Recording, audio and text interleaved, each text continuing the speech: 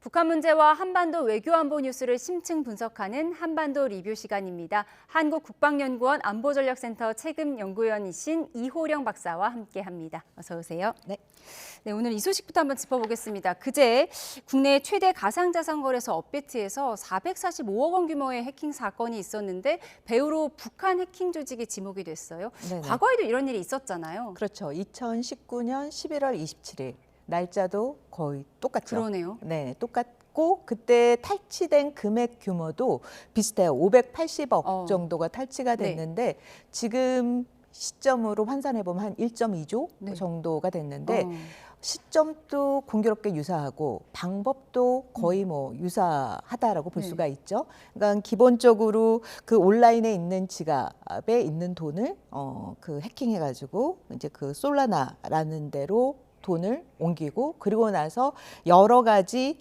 지갑으로 분산을 해서 세탁을 하고 그리고 나서 이제 현금화를 하는 작업을 하는 걸 봤을 때 거의 이제 그 북한의 그 해킹 대표적인 해킹 조직이라고 하는 라자루스의 그 기법이랑 똑같고 여러 가지를 봤을 때 이거는 북한의 소행이다라고 보여지고 있는 거죠. 근데 북한이 왜 이렇게 우리 가상자산에 손을 대려는 시도를 하는 걸까요?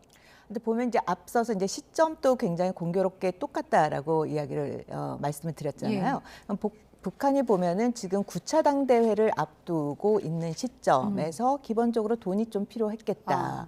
2019년도 보면은 북한이 경제가 가장 안 좋았던 시점이거든요. 2019, 2020.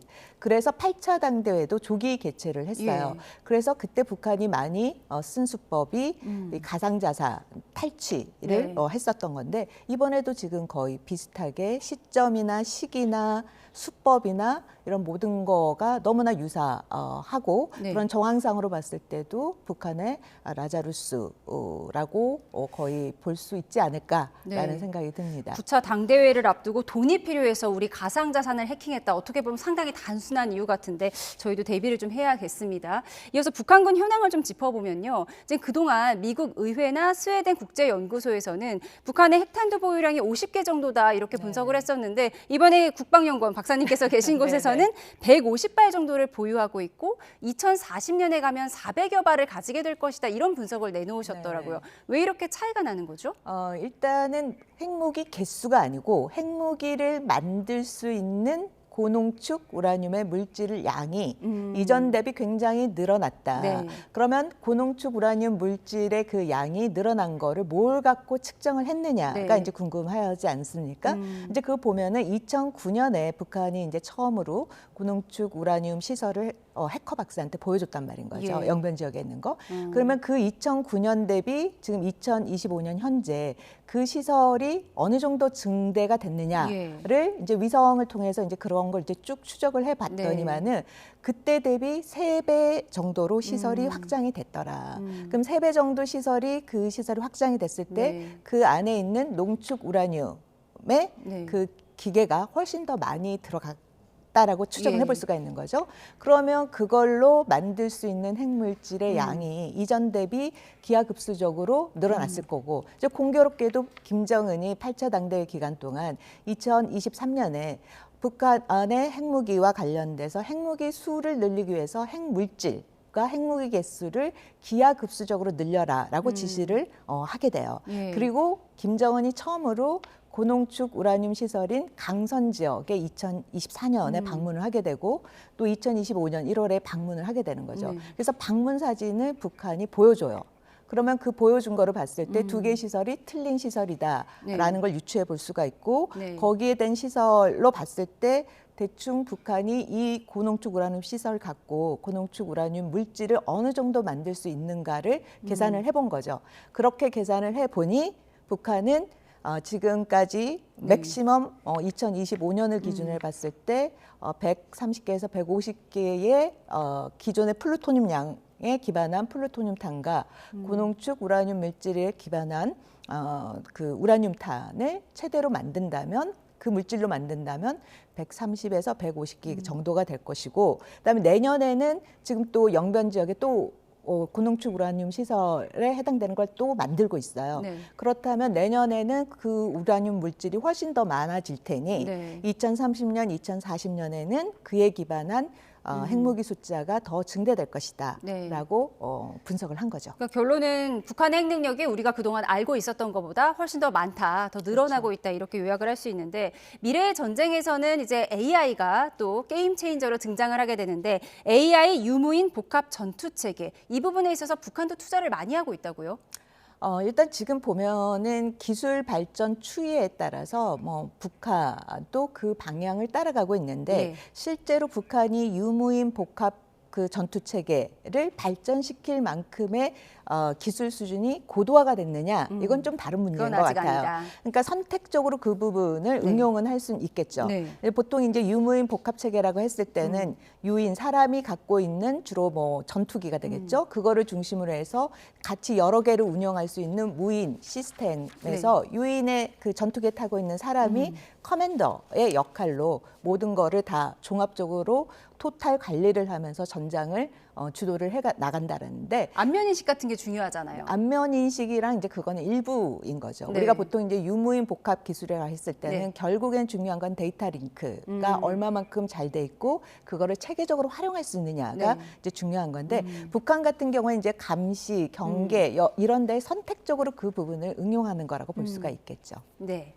앞서 9차 당대회를 앞두고 돈이 필요했다 이 말씀도 해주셨는데 그에 앞서서 보통 연말쯤이면 노동당 전원회의가 열리잖아요. 그렇죠. 여기서 이제 향후 몇 년 동안 북한이 어떤 정책을 펼칠 것인가 이런 것을 가늠해 볼 수 있는데 이번에는 어떤 얘기가 나올 걸로 보세요? 지금 보면은 8차 당대회 기간에 지금 12월에 그 전원회의가 열리면 13번째 전원회의가 열리는 거예요. 그럼 7차 당대회는 6차례밖에 전원회의가 개최되지 않았거든요. 그러니까 지금 8차 당대회 기간 동안에는 전원회가 굉장히 많이 개최가 되는 거고 2022년, 네. 2023, 2024에 5, 6차 전원회의, 그다음에 9차 전원회의, 네. 11차 전원회의에서 이제 주요 크게 방향 전환이 있었어요. 네. 이제 그거는 이제 우크라이나 전쟁과 연계된 거라고 볼 수가 있고 이제 이번에 하는 13차 전원회의는 사실상 내년 1월에 개최될 9차 당대회에 어떻게 보면 예비 회의 성격이 크다라고 볼 수가 네. 있겠죠. 그러니까 앞으로 향후